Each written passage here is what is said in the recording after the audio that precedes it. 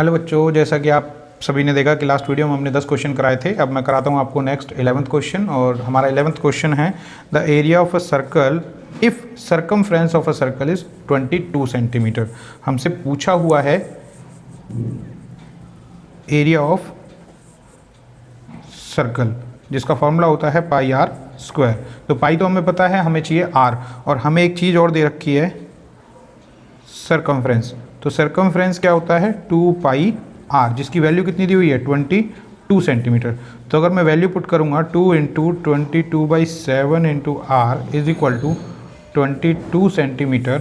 तो अब क्या आएगा आपका, यहाँ पर r की वैल्यू को यहीं छोड़ दीजिए, 22 multiply by 7 upon 22 multiply by 2।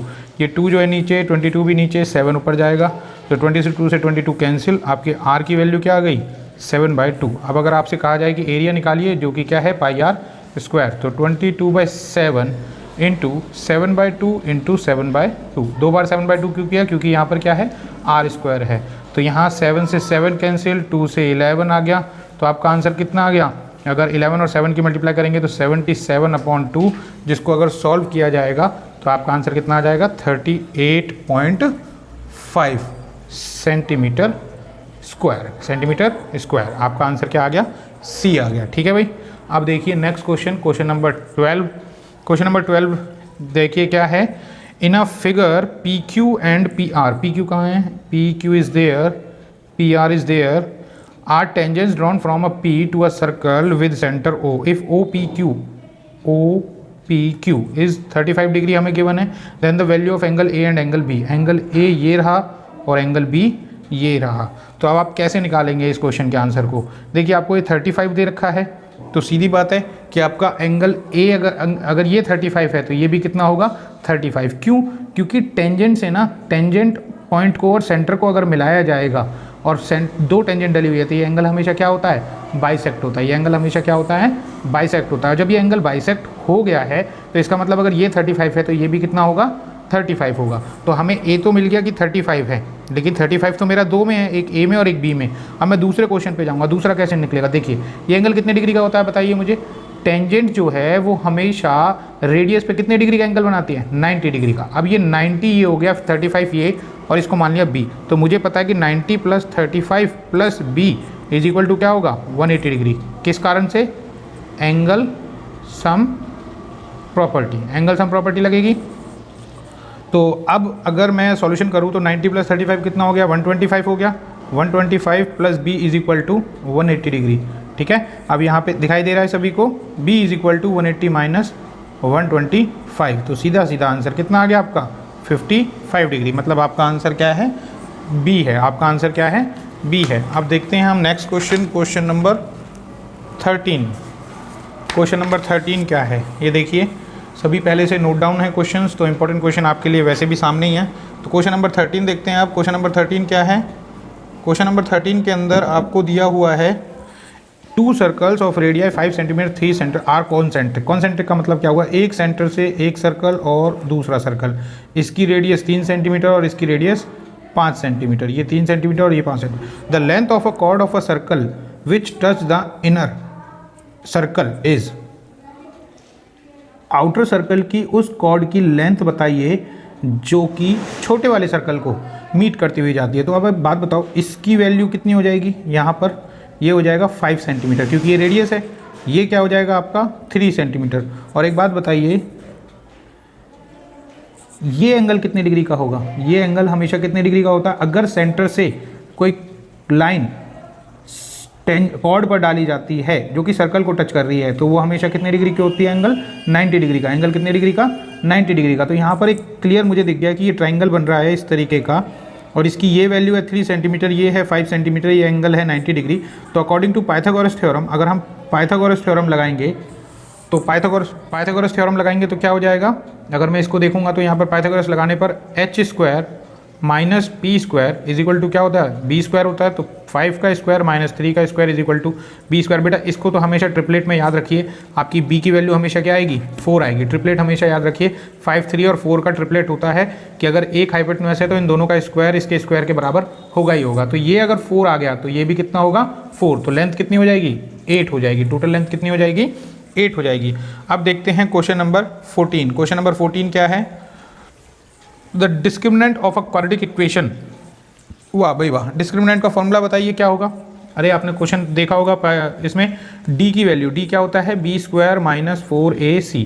Equation है आपके पास x square minus 4x plus 1।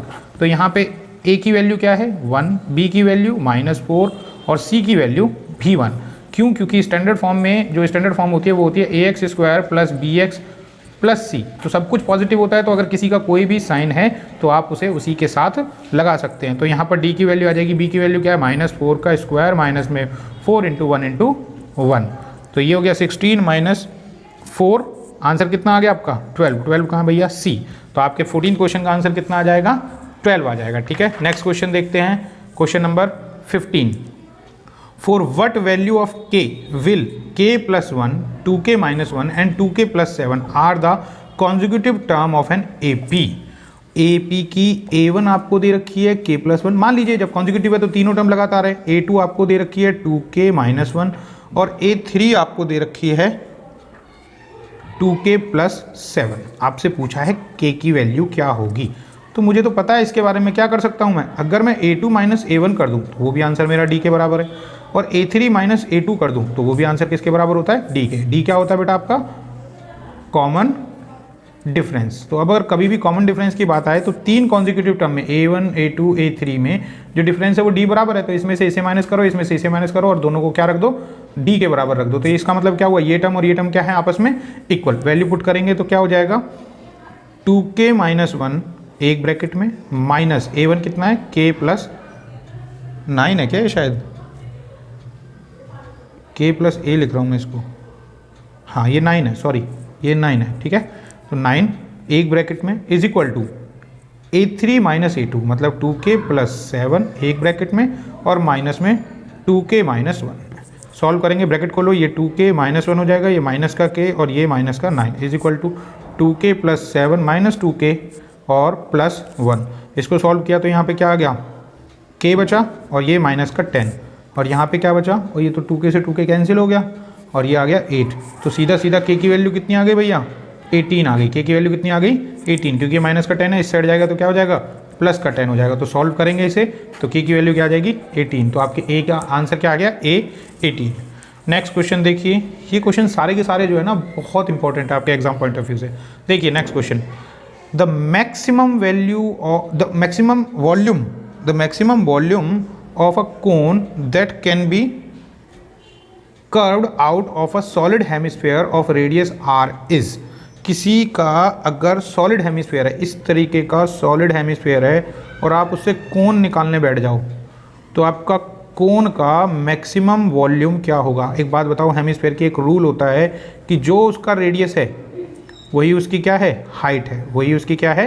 Height है। अब हाइट भी r हो गई क्योंकि रेडियस तो r है और ये भी r हो गया। अब कोन का रेडियस मुझे पता लग गया। बताइए वॉल्यूम ऑफ कोन क्या होता है? वॉल्यूम ऑफ कोन क्या होता है? वॉल्यूम ऑफ कोन होता है 1/3 πr² h। अब मुझे पता है 1/3 तो 1/3 रख लेंगे और पाई की वैल्यू आपको पुट करनी है तो पुट कीजिए, नहीं तो इसका आंसर पाई में दे रखा है तो पाई की वैल्यू पुट नहीं करनी है। इनटू में r का r² रखो, इनटू में r क्या है? h क्या है? ये भी r है। यहाँ पे h क्या है? आपके r के बराबर है। तो वैल्यू पुट करी, कैलकुलेट किया, मेरा आंसर आ गया 1/3 πr³। तो इसका आंसर क्या हो गया भैया? आपका b हो गया। ध्यान से देख लीजिएगा, सॉल्यूशन इसी पैटर्न से होंगे। ये क्वेश्चन नंबर हुआ 16।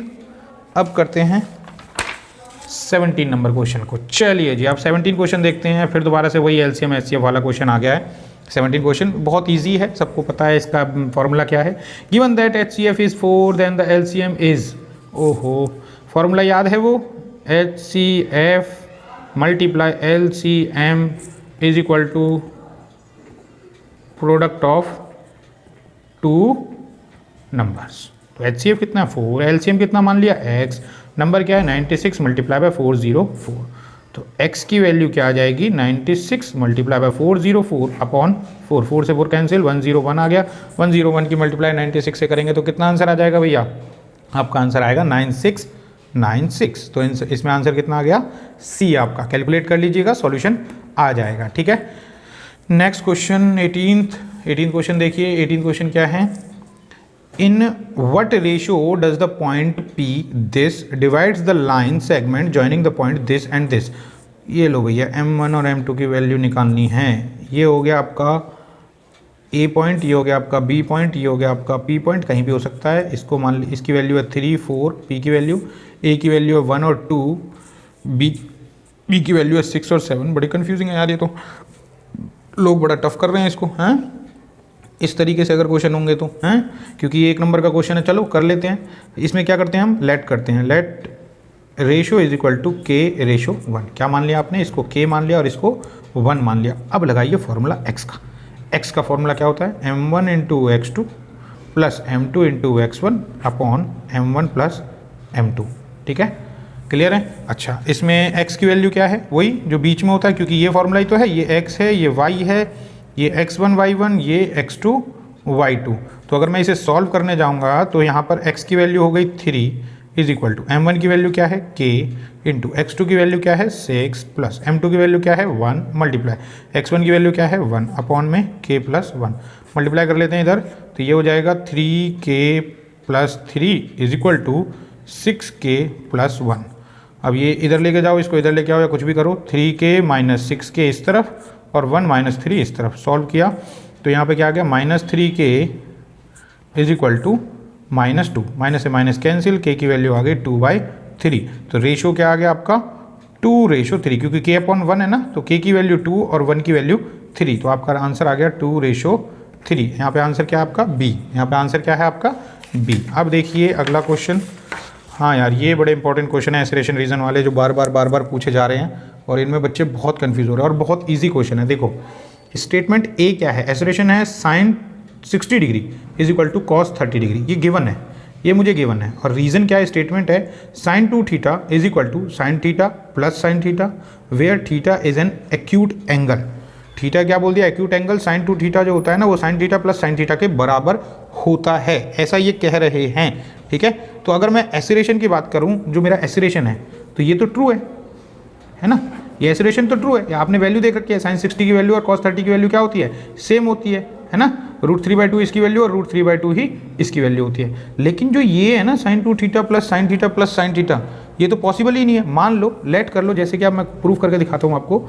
मान लो theta is equal to 30 degree मान लिया मैंने, तो थीटा मानने पर ये क्या हो जाएगा, साइन 2 थीटा का मतलब sine 60 degree is equal to sine 30 degree plus sine 30 degree.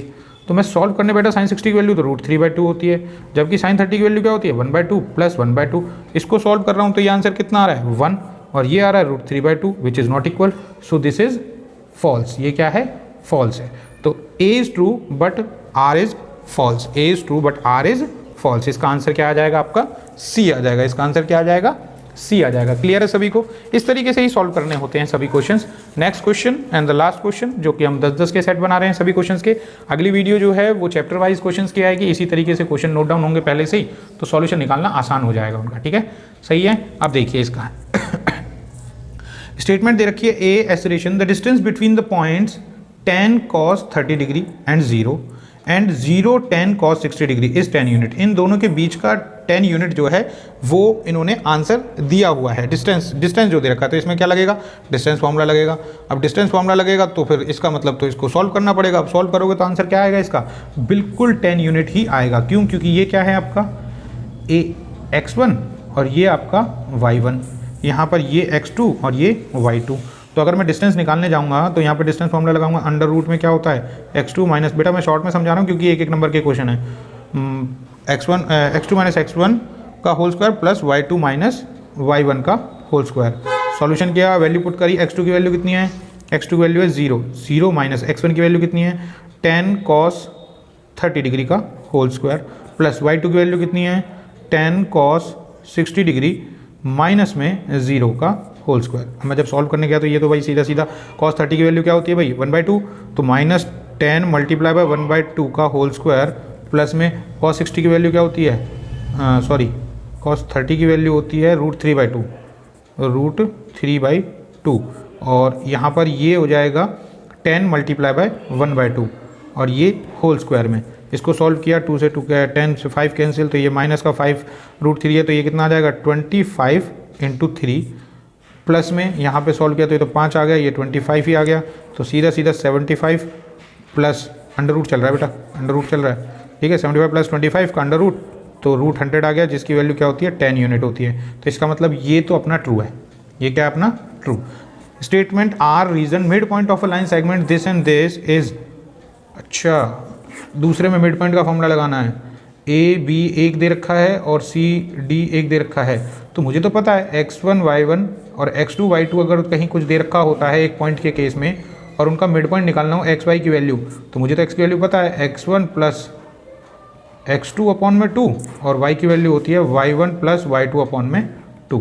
तो इसके x1 की वैल्यू क्या है a प्लस सी अपॉन 2 और यहाँ पे हो जाएगा b प्लस डी अपॉन में 2, जबकि इसने तो कुछ और दे रखा है ना, तो ये क्या हो गया फॉल्स हो गया। ये क्या है आपका फॉल्स, गलत है ये तो अपना इसका भी आंसर क्या आ जाएगा भाई, इसका भी आंसर क्या आ जाएगा, ए एसरेशन इज ये वाला जो सी पिछले वाले में था वही आ गया, a is true but r is false. Prove करने पड़ रहे हैं, आंसर आ जाएंगे, ठीक है। एक एक नंबर के सभी क्वेश्चंस कंप्लीट हो गए हैं, इस वाले 20 क्वेश्चन आप देखते हैं, हम चैप्टर वाइज सभी क्वेश्चंस को आपके लिए डालते रहेंगे। Thank you so much.